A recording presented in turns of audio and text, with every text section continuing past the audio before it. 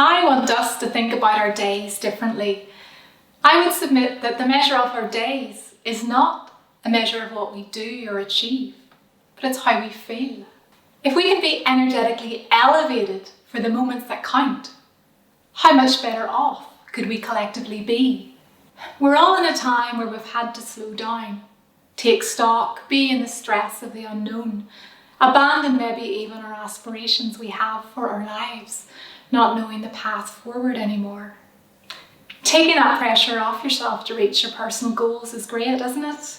But giving up? Never. Think of all the creative works, inventions, speeches, beauty in this world that would not exist because this current pandemic has tricked you into thinking that you can't do that the world simply isn't like that anymore. This pandemic has changed how we operate. Some of us have lost work. We're fighting for security of our health, food, housing, safety, and equality. And we've had to stay inside and away from those we care about most. I submit that if we can collectively put ourselves in this elevated state, more often, more times every day, then there's even greater, more opportunity for social good. Let's reprogram our operating systems to be more energetic. So what is this elevated energy? I'm not talking about happiness per se, although that and joy may be a natural byproduct.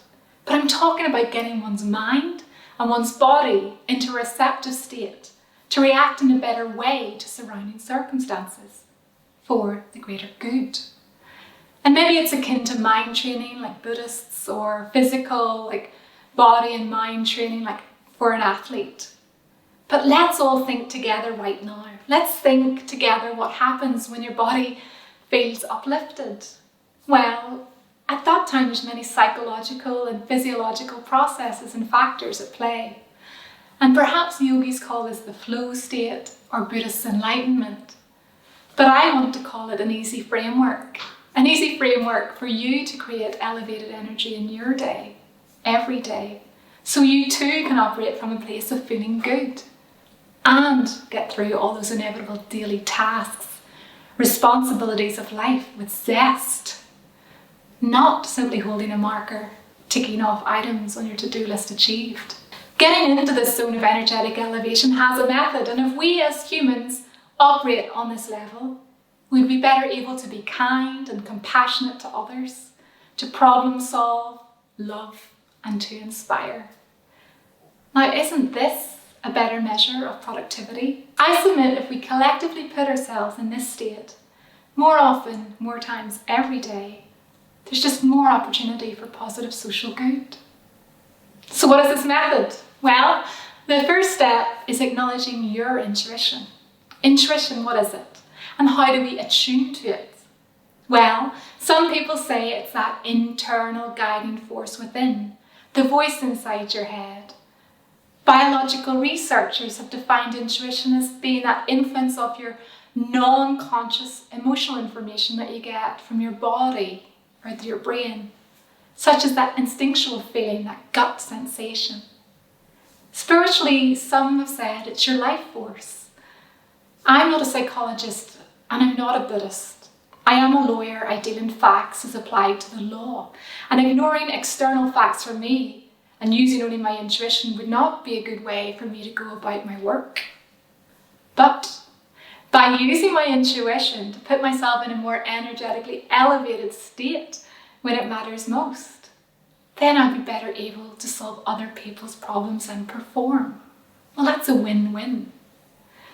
Those in neuroscience have said that in the morning, this is the time when you're first closest to your intuition and your subconscious, in those moments that you wake up. So listen to yourself. What is your intuition saying? We can all agree that each of us have a subconscious. It's what being human is. But how you listen to it, well, that's up to you. But once you tune into it, the most important thing you next need to do is take action. Take action in line with your intuition. And I submit if everyone acted in their lives with this good and true purpose, how much better off would the world be? Now at age 23, I became a barrister. And looking back, I can see I didn't have very much life experience behind me. Yet, I could effectively cross-examine witnesses to negate criminal intent. But I could not even cross-examine myself to ask the questions that mattered the most. And the question I've since asked myself most is, how did I perform in the moments that matter?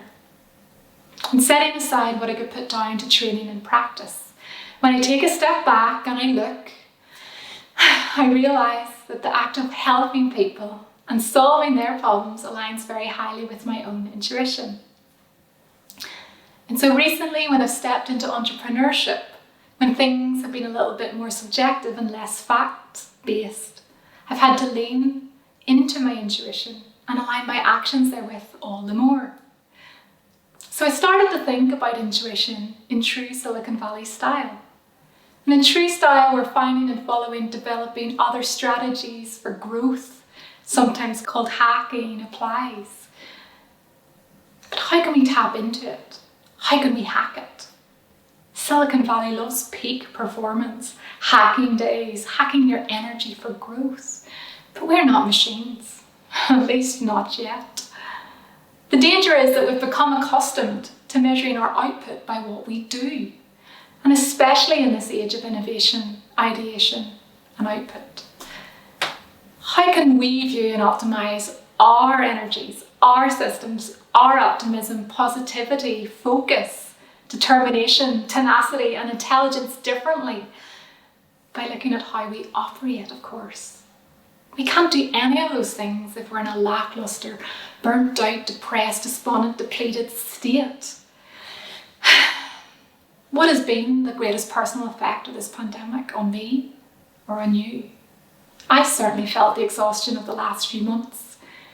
Perhaps you too have been impacted by empathic distress, overwhelm at times, and just wanting to feel like you wanted to shut down. This is the moment that you need to tune into your intuition all the more. This is how you get your energy back, your motivation, and go from low productivity when you go back out into the world. So we've applied some ideation and some reverse engineering to this process of being able to perform in the moments that matter most. So getting back to action, how can we take action in line with our intuition? Well, action can take many forms, and when coupled with our intuition can lead to this energetic elevation. Intuition and action equals energetic elevation. Activate hope. Futurecast yourself as if you've already achieved those goals. You know, the ones that you thought couldn't happen anymore. Stop tricking yourself that it can't. Celebrate yourself. But more importantly, celebrate all those around you. Celebrate what you have already overcome and support and celebrate those that support you too. Trust yourself. Ignite inspiration. Inspiration is like a box of matches. You know, you strike it, but light a fire under it. Not in a pyromaniacal way that you might end up needing a barrister, but simply do what you can. Follow it around for a while. Sing a song. Write a poem, say it. Play tennis, ace it. Don't deny it. And if you can't find what strikes, figure out what you've been hiding. Quit hiding your magic. Openness. And put yourself in a place where you can be open and receptive to your intuition. Some people meditate, others daydream. Some people stay up all night. No fear. Have no fear. Facts minimize fear. And if we act with no fear, there'll be less violence in society and a lot more room for compassion. So I submit, if you align your intuition with these actions, or any one of them, you become in this energetically elevated state. And think of the effect of that on those around you. So the next time that you're feeling like you need an uplift, tune into your intuition, follow it around for a while, take action. And perhaps right now your intuition is telling you that a friend would really benefit from hearing all of this. So by all means share it. but truly actually practicing what it is and being in this elevated state will be all the more inspirational that they need, and the social good will flow. And so when the world opens up out there, and it will, and the demands increase on your time and your day, it's not what you do and think that matters most, but how you feel in here. Be the advocate in your own life. Elevate your everyday. Thank you.